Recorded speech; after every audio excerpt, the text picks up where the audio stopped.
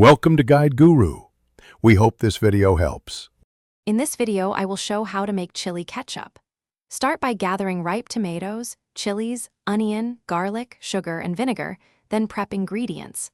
Wash and core tomatoes, stem and seed chilies if you prefer less heat, and finely chop aromatics. Keep measuring spoons ready for sugar and salt adjustments. Simmer gently to meld flavors, then blend and reduce to desired thickness before cooling and bottling. Start by heating oil and sautéing onion and garlic until soft and golden, then add chopped tomatoes and chilies. Stir in sugar and vinegar to balance sweetness and acidity, and season lightly with salt. Let everything simmer on low heat for at least 30 minutes to concentrate flavors, stirring occasionally to prevent sticking.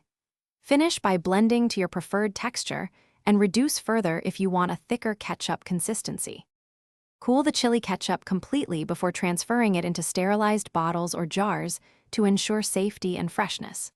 Refrigerate homemade ketchup for up to 2 weeks, or freeze small portions to extend shelf life and avoid waste. Use your chili ketchup as a spicy condiment on burgers, fries, and sandwiches, or stir it into sauces and marinades to add a bright, tangy kick that complements grilled meats and roasted vegetables. Thanks for watching.